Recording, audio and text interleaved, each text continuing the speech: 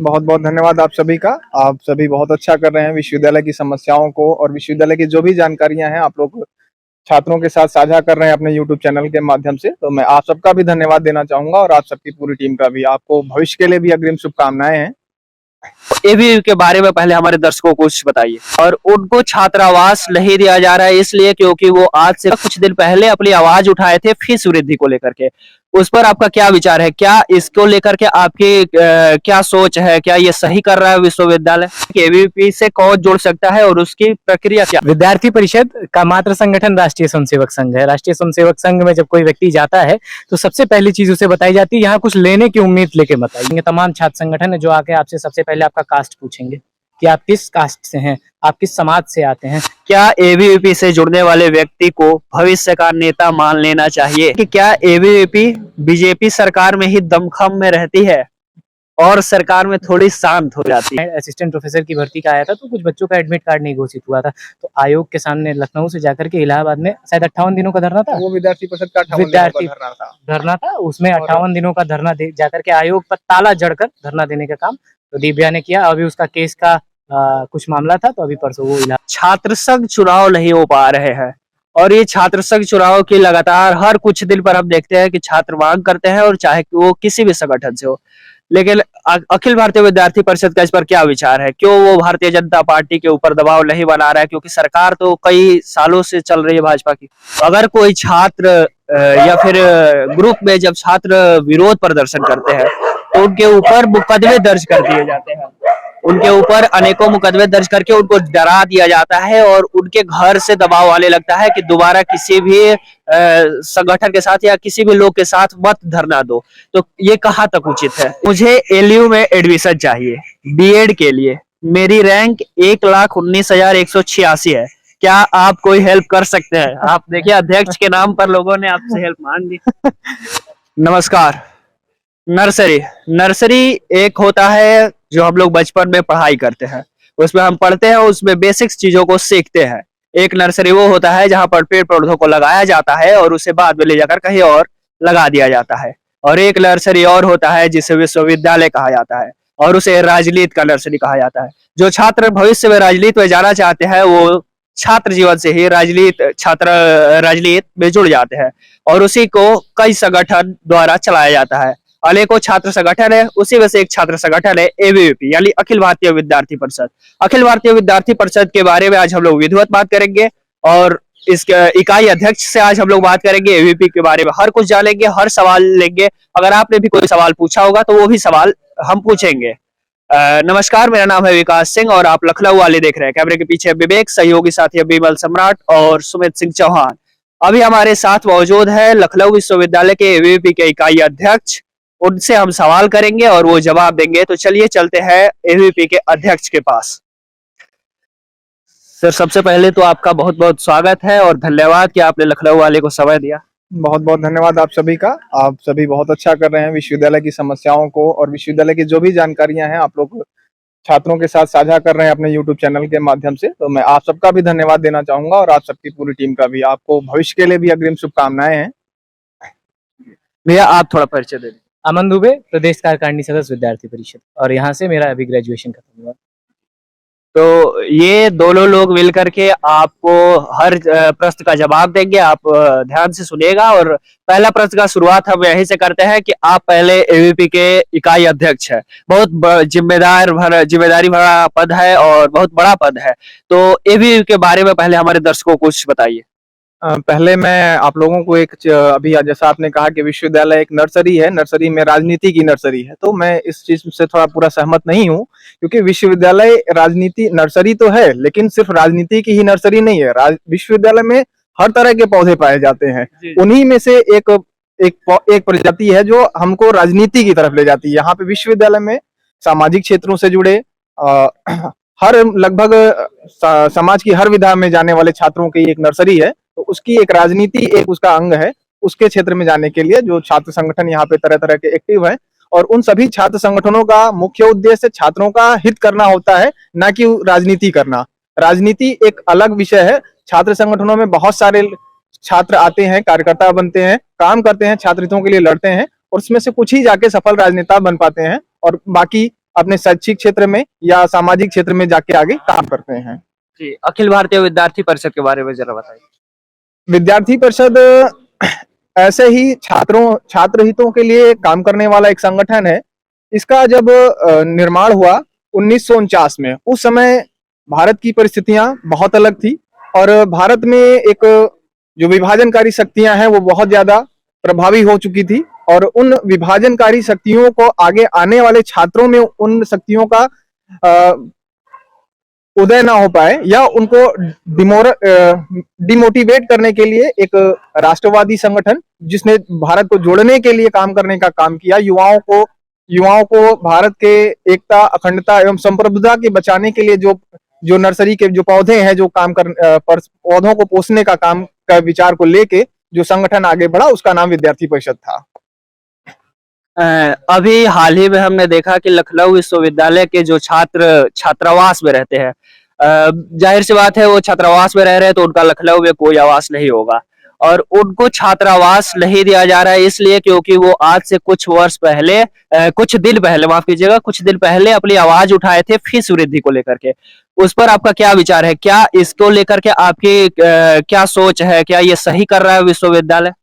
मेरे संज्ञान में ये मामला है और मैंने बात भी की है, विश्वविद्यालय प्रशासन से बात भी की है और बात भी चल रही है। उसमें विषय आया था कि कुछ बच्चों से एफिडेविट लिया जा रहा है या ऐसा कुछ, तो उस विषय में बात हुई, प्रॉक्टर सर से बात हुई है और एग्ज़ाम कंट्रोलर वीसी साहब से भी एक दो बार चर्चा हुई है। तो उन्होंने और पूनम टंडन मैडम से भी बात हुई है जो कि चीफ प्रोवोस्ट हैं, जिनकी वजह से मामला कुछ DSW है, जिनकी वजह से चीज़ें अभी कुछ अटकी हुई हैं, तो उनकी फाइल चल रही है।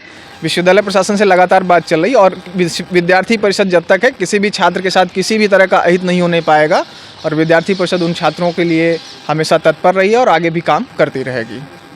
आप जरा बताइए कि उन छात्रों की संख्या लगभग कितनी होगी जो छात्र परेशान है इस समस्या? सेकेंड ईयर के 27 बच्चे हैं और फर्स्ट ईयर के 7 बच्चे हैं जिनका नाम उस प्रदर्शन में आया है और प्रशासन ऐसा कह रहा है कि उन्हें अभी हॉस्टल फिलहाल कमेटी बना के जांच करने की बात वो लोग कह रहे हैं और यथाशीघ्र निस्तारण की बात विद्यार्थी परिषद के कार्यकर्ताओं ने उनसे की है और HMS फिर से खुलेगा ऐसा उन्होंने आश्वासन दिया है और जैसे ही कमेटी की जांच खत्म होती है उन बच्चों को फिर से हॉस्टल अलॉट किया जाएगा।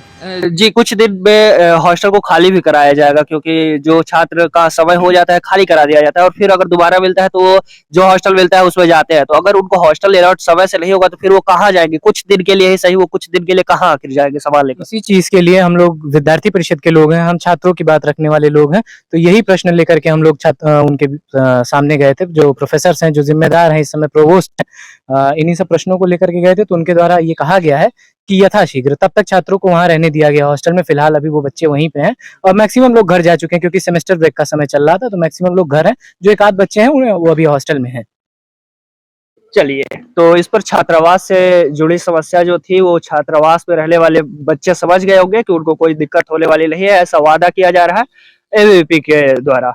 अब चलिए अगले प्रश्न की तरफ बढ़ते हैं जो एबीवीपी से ही जुड़ा हुआ है। अगला प्रश्न ये है कि एबीवीपी से कौन जुड़ सकता है और उसकी प्रक्रिया क्या है? जरा समझाइए, आसान भाषा में समझाइए बच्चों को। पहली बात तो एबीवीपी से जुड़ना, एबीवीपी कोई वैसा संगठन मैं नहीं मानता, एबीवीपी एक विचार है। तो जो भी विचार, हमारे विचार को, ये जो भारत के पुनर्निर्माण का विचार है या भारत की एकता, अखंडता और संप्रभुता के विचार को लेके मानने वाला है, वो हमारा कार्यकर्ता है, हम उसको अपना मानते हैं। तो ऐसा कोई भी व्यक्ति जो इस विचार के साथ काम कर रहा है, इस विचार की विचारधारा को अपनाता है, वो विद्यार्थी परिषद का कार्यकर्ता हम उसको मानते हैं। वैसे औपचारिक रूप से तो हमारे यहाँ सदस्यता का अभियान प्रतिवर्ष चलता है और हर साल सदस्यता का नवीनीकरण भी होता है। तो उस सदस्यता के माध्यम से एक औपचारिक जो होती है उसके माध्यम से विद्यार्थी परिषद का सदस्य, चाहे शिक्षक हो चाहे छात्र हो, और दोनों हमारे सदस्य हो सकते हैं। शिक्षकों की भूमिका इसमें इसलिए भी कई लोग सवाल करते हैं कि विद्यार्थी परिषद है, छात्रों के लिए काम करती है, उसमें शिक्षक क्यों? तो शिक्षकों का, एक शिक्षक और छात्र जो होता है उसका संबंध बहुत प्रगाढ़ है, दोनों एक दूसरे के सहपूरक हैं। तो जो शिक्षक हैं वो एक तरह से छात्रों को गाइड करने का काम करता है, उनके संरक्षक, उनका मार्गदर्शक होता है। तो विद्यार्थी परिषद में भी शिक्षकों को, इसीलिए शिक्षकों की सदस्यता कराई जाती, शिक्षकों को शामिल किया है ताकि वो विद्यार्थियों का मार्गदर्शन सतत करते रहें। चलिए अगले प्रश्न की तरफ बढ़ते हैं। अगला प्रश्न ये है कि एबीवीपी से जुड़ने के क्या फायदे हैं, क्योंकि बहुत सारे लोग ये कहेंगे कि आखिरकार क्यों जुड़ रहे हो एबीवीपी से, खास करके पेरेंट्स कहेंगे कि आखिरकार क्या वजह है कि जुड़ रहे हो, कुछ फायदे हैं इसके? इसके फायदे हमारे अमन जी हमारे साथ बैठे हुए हैं, ये भी विद्यार्थी परिषद के कार्यकर्ता है, मुझे लगता है इन्हें बताना चाहिए। देखिए, विद्यार्थी परिषद का मात्र संगठन राष्ट्रीय स्वयंसेवक संघ है। राष्ट्रीय स्वयंसेवक संघ में जब कोई व्यक्ति जाता है तो सबसे पहली चीज उसे बताई जाती है, यहाँ कुछ लेने की उम्मीद लेके मत आइए। जो हम एक गीत गाते हैं कि देश हमें देता सब कुछ, हम भी तो कुछ देना सीखें। तो जब अर्पण का भाव लेकर के आप आएंगे तो विद्यार्थी परिषद में आपका स्वागत है। लेने की उम्मीद से विद्यार्थी परिषद में ना आइए। ये बात हो गई हमारी वैचारिक। अब वैचारिक से हट करके यदि मैं प्रैक्टिकल बात करूं तो व्यक्तित्व निर्माण का काम विद्यार्थी परिषद करती है। आज जैसे मैं आपके सामने बोल रहा हूं, मैं बहुत एकदम मिडिल बेंच पे बैठने वाला बच्चा हुआ करता था। पीछे वाले बच्चे बदमाश होते हैं, आगे वाले बच्चे पढ़ने वाले होते हैं। मिडिल बेंच पे बैठने वाला बच्चा ना बोलता है ना कुछ करता, वो आता है, दिन भर बैठता है, पेपर देता है, चला जाता है, पास हो जाता है, उसका चेहरा लोगों को याद नहीं रहता। तो ये मिडिल क्लास, जो मिडिल बेंच वाले बच्चे हैं, वो आज आपके सामने ऐसे बैठ करके विद्यार्थी परिषद का पक्ष रख रहा है। तो ये जो व्यक्तित्व निर्माण का काम विद्यार्थी परिषद की है, जो ये राष्ट्रवादी विचारों को मेरे अंदर भर के, या मुझे ये सब सीखने को बहुत कुछ मिला। जैसे विद्यार्थी परिषद में बोल रहा हूँ, बोलना मुझे विद्यार्थी परिषद ने सिखाया। मैं पक्ष रख सकता हूँ किसी चीज का, मैं सोच सकता हूँ, तो इस चीज को जो ब्रॉड करने का काम विद्यार्थी परिषद करेगी। तो ये है फायदे, आप समझ गए होंगे कि बहुत बड़ी फायदा है जिसको पैसों से कभी खरीदा नहीं जा सकता है। चलिए अब अगले प्रश्न की तरफ बढ़ते हैं, और अगला प्रश्न ये है कि क्या एबीवीपी से जुड़ने का कोई नुकसान है? कोई ईमानदारी से आप लोग बताइएगा। बिल्कुल मैं बताऊंगा।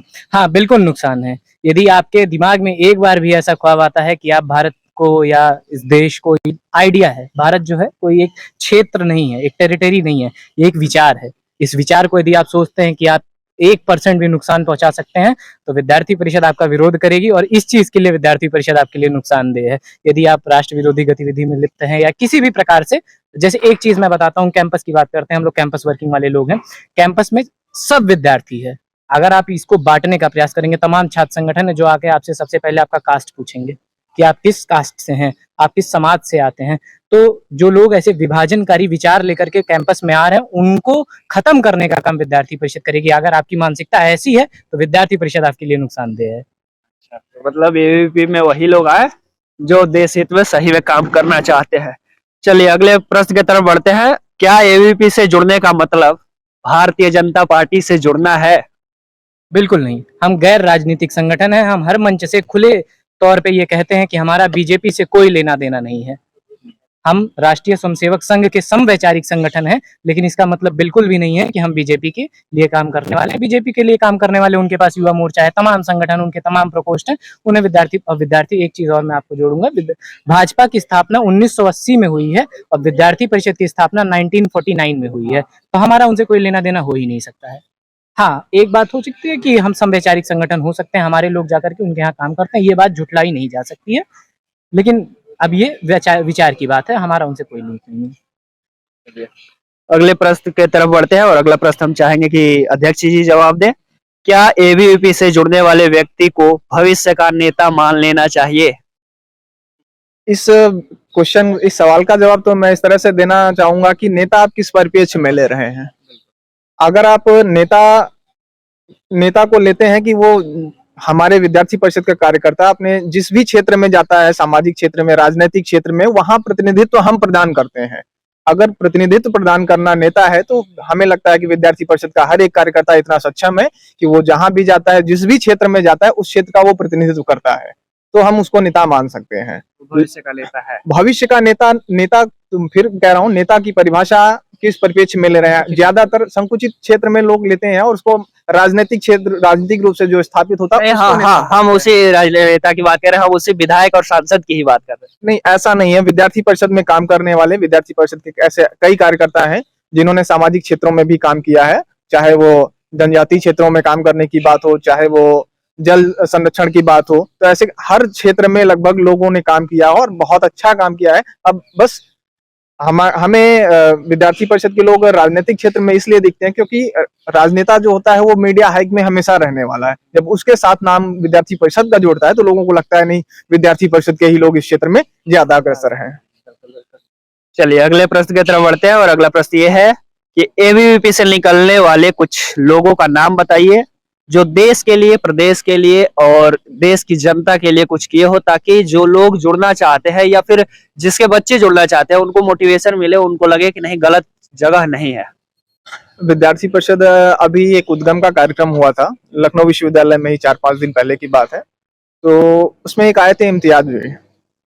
वो एक मशहूर पर्यावरण शास्त्री हैं और इंदौर में उन्होंने कचरा प्रबंधन के लिए बहुत अच्छा काम किया है। तो अगर आप देखेंगे तो ऐसे लोग हमारे पास हैं, हमारे कार्यकर्ता रहे हैं जिन्होंने सामाजिक क्षेत्रों में बहुत अच्छा काम किया है।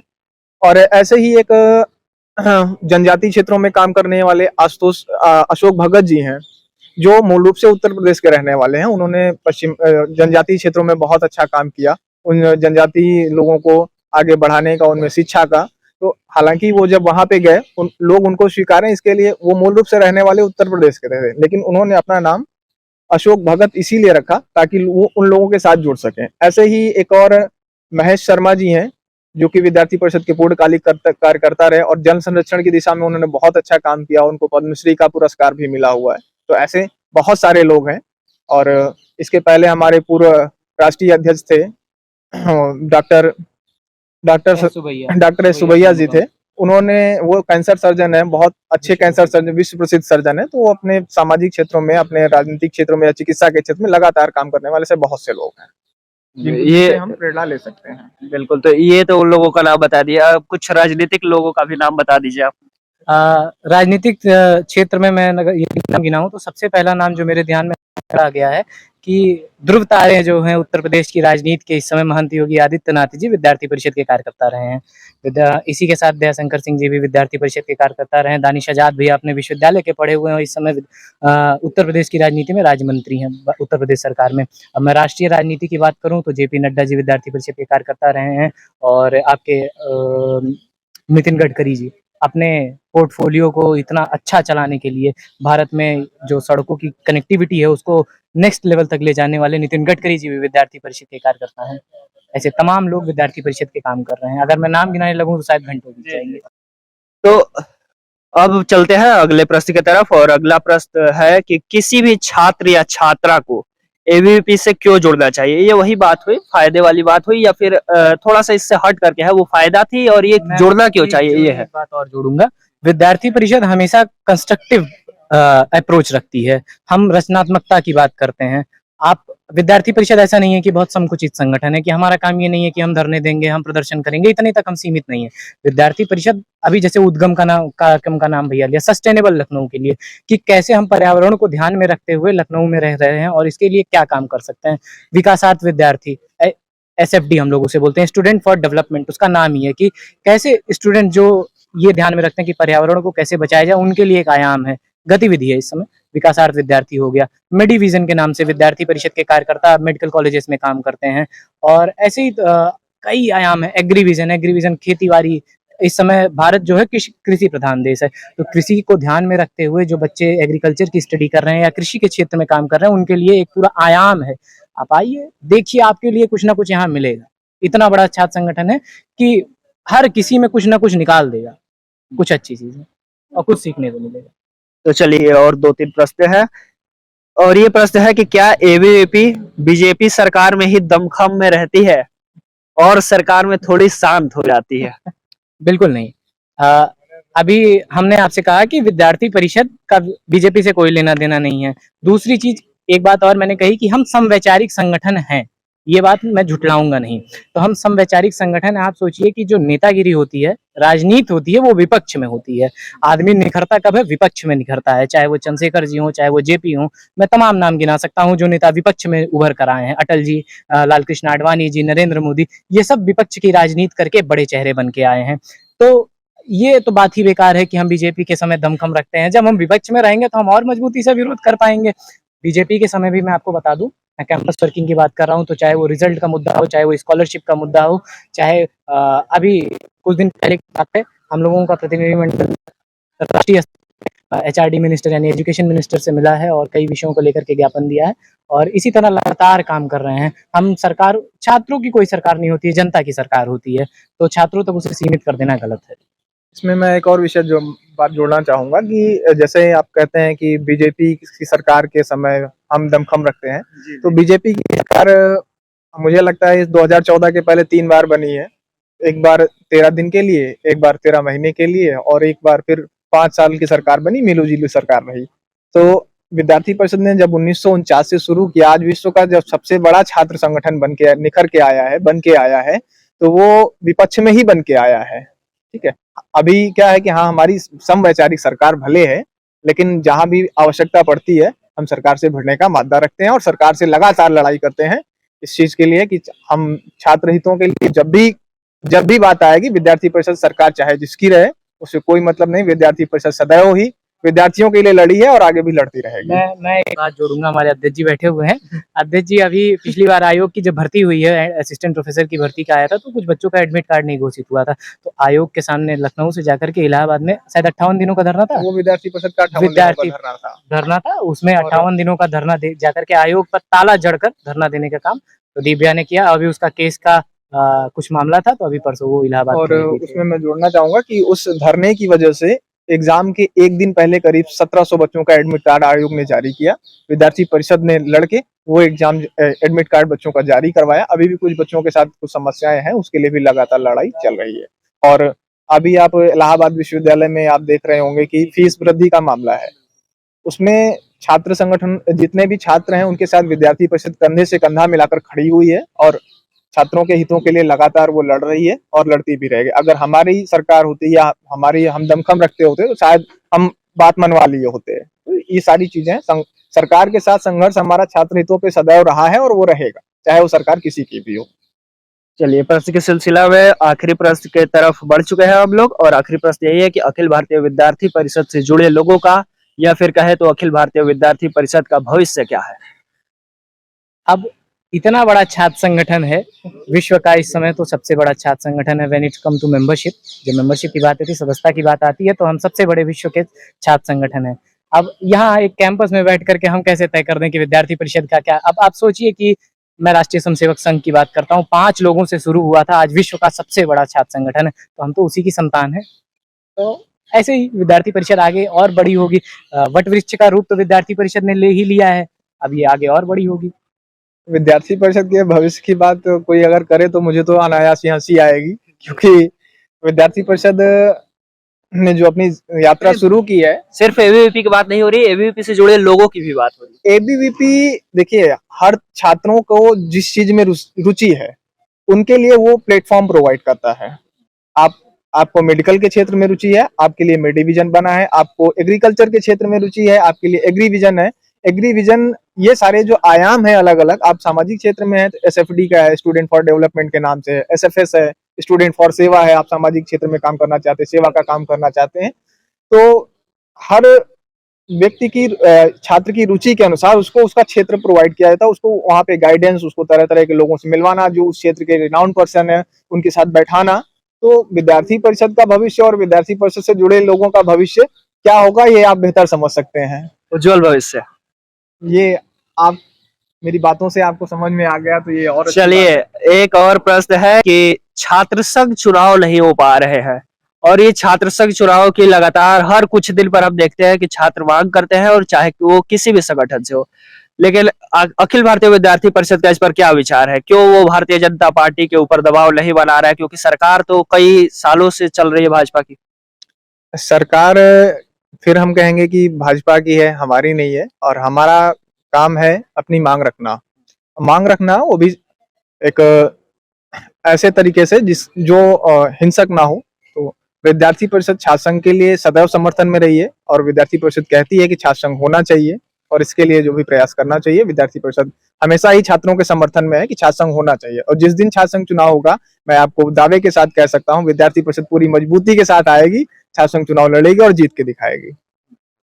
चलिए, एक और प्रश्न ये है कि इस विश्वविद्यालय में, खास करके मैं लखनऊ विश्वविद्यालय की बात कर रहा हूँ, अगर कोई छात्र या फिर ग्रुप में जब छात्र विरोध प्रदर्शन करते हैं तो उनके ऊपर मुकदमे दर्ज कर दिए जाते हैं।